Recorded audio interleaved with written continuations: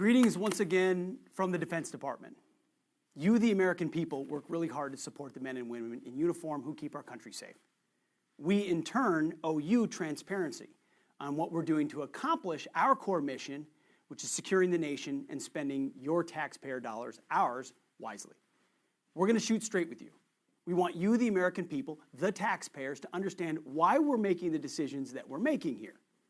First and foremost, as we're executing as quickly as possible the priorities of President Donald Trump. Achieving peace through strength, restoring the warrior ethos, rebuilding our military, and reestablishing deterrence. Those are no-brainers, and the American people gave a mandate to President Trump, and through him to us, to double down on those priorities, and that's exactly what we're doing. Now, the legacy media has, of course, a different agenda. You see the same clickbait headlines that I do. Time after time, the media distorts good news stories or often just gets them flat wrong. In many cases, well, in most cases, they have an agenda.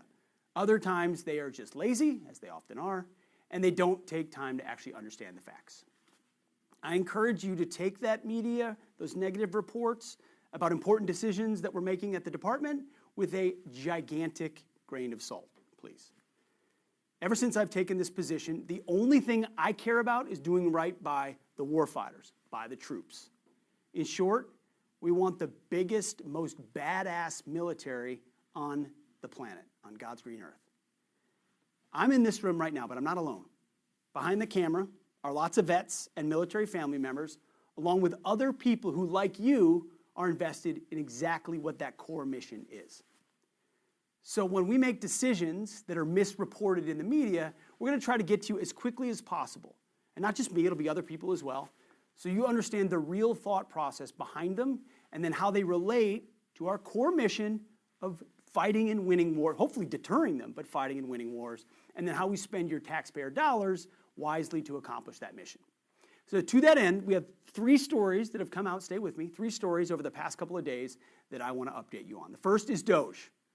They're here and we're welcoming them. In fact, right over there, about 20 minutes ago, I just met with them. And we're going to be incorporating into what we're doing at DOD, everything they're doing to find fraud, waste, and abuse in the largest discretionary budget in the federal government. They're going to have broad access. Obviously, with all the safeguards on classification, they know that. Many of them are vets. They care just like we do. To find the redundancies and identify the last vestiges of Biden priorities, the DEI, the woke, the climate change BS, that's not core to our mission, and we're going to get rid of it all.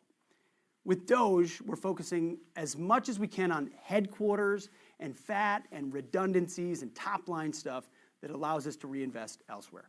We welcome DOGE, and finding those efficiencies is how we save taxpayer dollars. That is a good thing that, of course, is being distorted through the media, their hyperventilation, and it just goes entirely unreported for the most part. Now, the second story in the news is our work reorienting the budget that we inherited. We inherited that budget 1 month ago from the Biden administration. We are refocusing, that's a key word, our existing budget away from the Biden priorities that, frankly, were all over the map to President Trump's priorities of building a lethal fighting force. The media wants to call these exclusively cuts, but it's the opposite, of course, as always is the case. I've got the memo right here. It's clear as a bell. Now, beginning right away, we are pulling around 8% or $50 billion from the Biden budget. We're planning, this is planning for this year, that we will move away from woke Biden-era non-lethal programs and instead spend that money on President Trump's America First, peace through strength priorities for our national budget. First of all, remember, this is all planning. We're asking the services to plan. So it's not a cut. It's refocusing and reinvesting existing funds into building a force that protects you, the American people. We also list on page 2, which I've marked up here in our memo, what is not part of the 8% refocusing of funds. It's stated very clearly here. Southwest border activities, combating transnational criminal organizations, an audit, nuclear modernization, Virginia-class submarines, the Golden Dome or Iron Dome, one-way attack drones, UAVs, cybersecurity, core readiness, training, the defense industrial base, and it goes on. They and other key programs are off the table under this program. They're too important, as are many other things. So this is great news for taxpayers and for our national security. That's a full stop. We'll just put a period on that one. And the third and final bogus story that is out there is around our reevaluation of our probationary workforce. Now, this is part of something that was mandated by an executive order from the president. Remember, President Trump was elected. He has the prerogative to advance executive orders. Our job is to follow them, and we're doing that.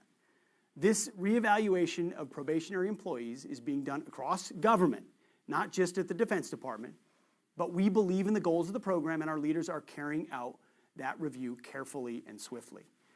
Now, bottom line, it is simply not in the public interest to retain individuals whose contributions are not mission critical and to restore accountability within the federal workforce. Taxpayers deserve to have us take a really thorough look at our workforce top to bottom, and it will be top to bottom, to see where we can find and eliminate redundancies. Now, common sense would tell us where we should start, right? We start with poor performers amongst our probationary employees because that is common sense and you want the best and brightest. So when you look at headcount, we're going to be thoughtful, but we're also going to be aggressive up and down the chain to find the places where we can ensure the best and brightest are promoted based on merit. And then we're going to go out, and we're going to put out a hiring freeze and take more time to identify on a performance-based standard who we're going to hire and reward hard-working employees who are central to the core warfighting mission. So we're going to take a little bit more time, make sure top to bottom we're doing a review. Those who we need, who are the best and brightest, are going to stay. Those who are underperformers won't. We'll continue to shoot straight with you. We've got your back.